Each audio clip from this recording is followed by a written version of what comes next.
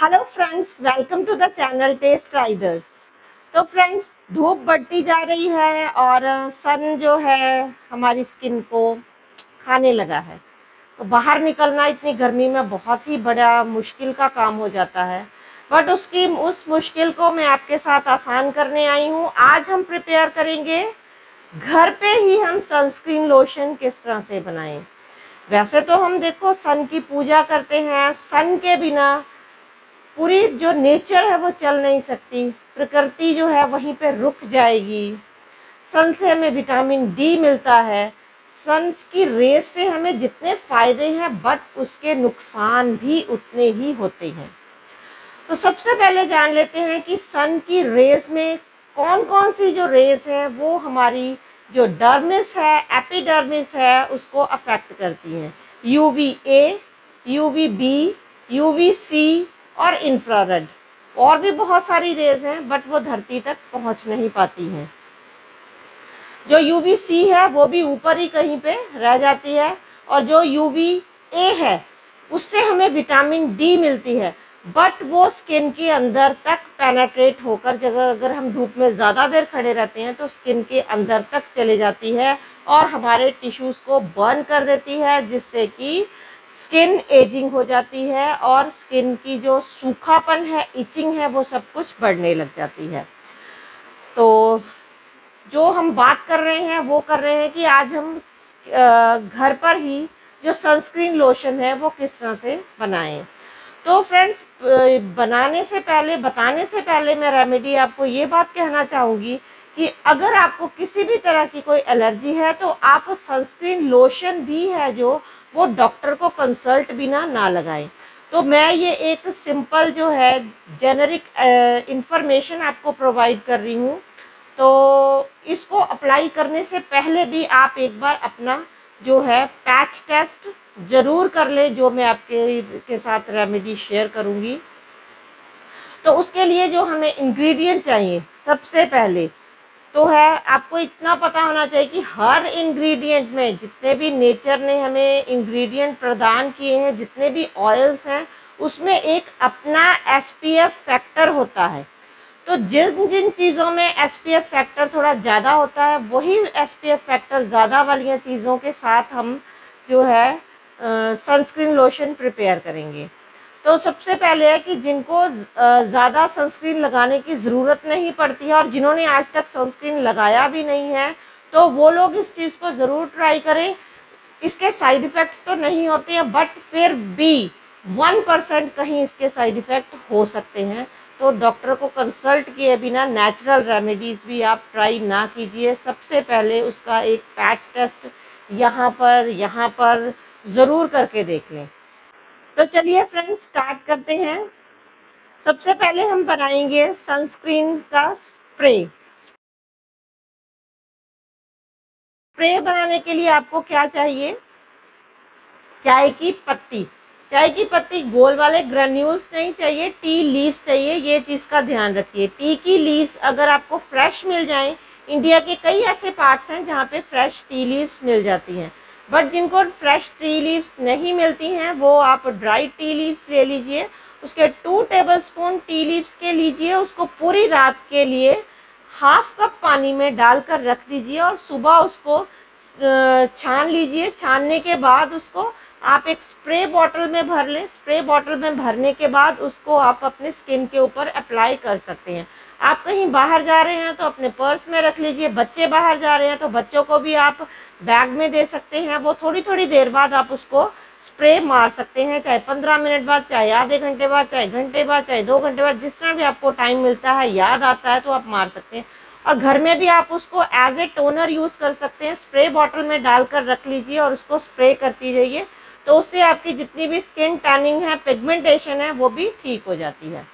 Next अब हम आएंगे क्रीम बनाने के लिए। हम क्रीम कैसे बनाएंगे? क्रीम बनाने के लिए सबसे पहले आपको जो मेन क्रीम बनाने का जो बेस चाहिए वो है, हम एलोवेरा जेल लेंगे।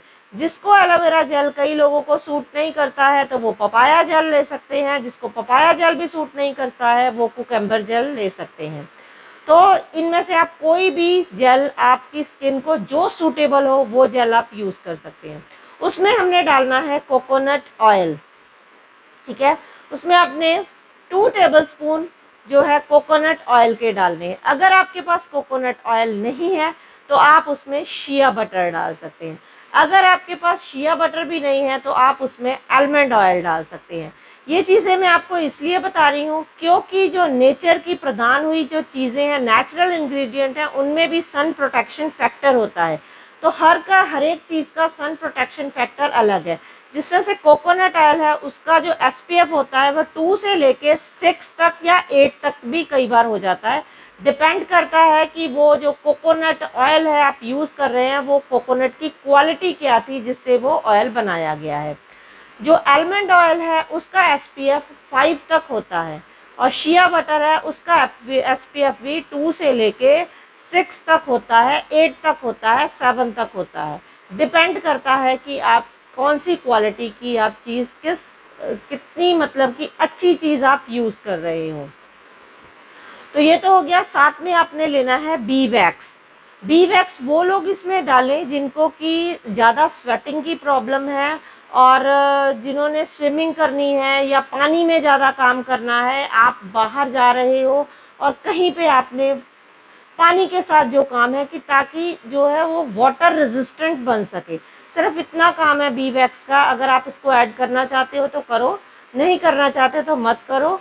अगर आप इसको ऐड करते हो तो वो क्रीम अगर आप बाहर जा लगाते हो जाकर तो उससे आपको जो है पसीना कम आएगा, बस इतना इसका जो काम है।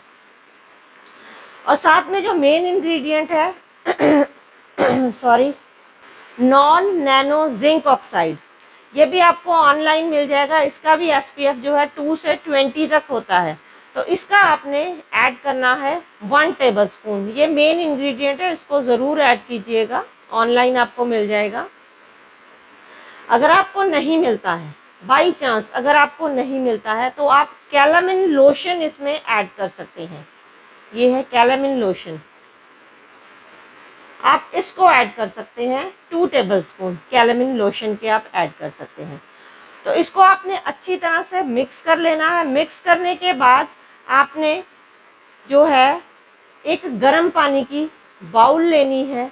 उसमें आपने सिर्फ वो बाउल हमने कब यूज करनी है, जब अगर आपने उसमें बी वैक्स डाला है उसको मेल्ट करने के लिए। अगर आपने उसमें बी वैक्स नहीं डाला है तो आपने गर्म पानी में इसको नहीं रखना है, इस चीज का ध्यान रखिएगा। सिर्फ बी वैक्स को मेल्ट करने के लिए ही हम गर्म पानी में सारे इंग्रेडिएंट्स रख रहे हैं, नहीं तो।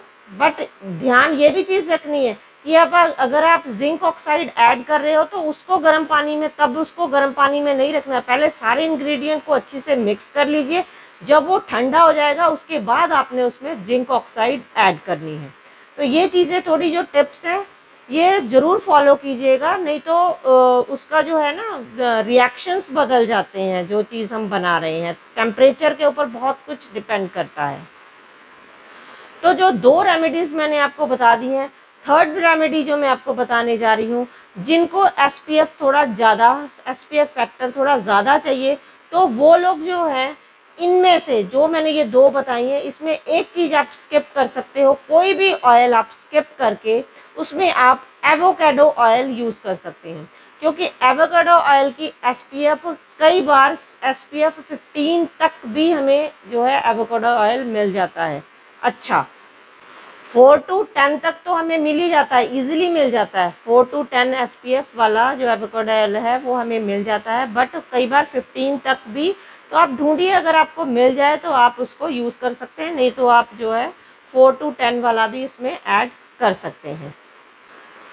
फोर्थ चीज क्या है? टर्मरिक, हल्दी। हल्दी आप यूज कर सकते हैं। तो हल्दी तो आप जो है घर वाली जो है, घर पे हल्दी पड़ी है, आप वो भी यूज कर सकते हैं। तो उसको भी यूज कर सकते हैं, या आप ऑनलाइन जो है वाइल्ड टर्मरिक आप मंगवा सकते हैं। तो उसमें क्या है, अगर हम घर वाली यूज करेंगे तो वो थोड़ा सा आपको येलोइश आपकी स्किन कर देगी, कलर छोड़ देगी। बट जो वाइल्ड टर्मरिक है उसको लगाने के बाद आपके स्किन के ऊपर कलर नहीं लगेगा, स्किन के ऊपर जो है वो कलर नहीं छोड़ेगी। तो उसको आप यूज कर सकते हैं। तो आप घर पे हैं, तो अगर रंग का कुछ नहीं है, कलर लग भी गया है, तो आप घर की जो है वाइल्ड टर्मरिक नहीं भी है तो घर की टर्मरिक ले लीजिए। वाइल्ड टर्मरिक है तो वाइल्ड टर्मरिक ले लीजिए। पिंच ऑफ टर्मरिक आपने लेनी है, उसमें आपने थोड़े से ग्लिसरीन के ड्रॉप्स डालने हैं, उसको ऐसे ही हाथ पे ही आप इस तरह से कर लीजिए, ऐसे ऐसे करके, और फेस के ऊपर लगा लीजिए। ये भी बहुत अच्छी है। कई बार इन्फेक्शन हो जाती है खुजली कर करके स्किन के ऊपर, हम अपनी स्किन के ऊपर रैशेस पड़ जाते हैं, तब ये बहुत ही अच्छा जो आपको रिजल्ट देगी।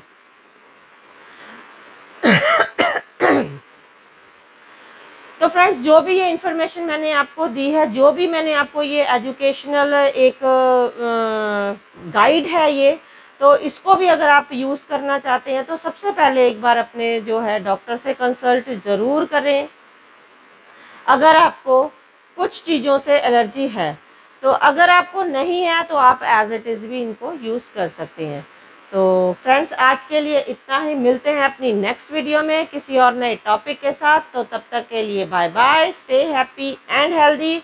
और जिन्होंने अभी तक मेरा चैनल सब्सक्राइब नहीं किया है, पहली बार आ रहे हैं, तो प्लीज़ चैनल को सब्सक्राइब कर दीजिए और बेल आइकन को प्रेस कर दीजिए ताकि सारी नोटिफिकेशन आप तक पहुंच जाए। और जिन्होंने मेरा चैनल सब्सक्राइब कर लिया है तो उनको मेरा तहे दिल से धन्यवाद। बहुत बहुत थैंक यू।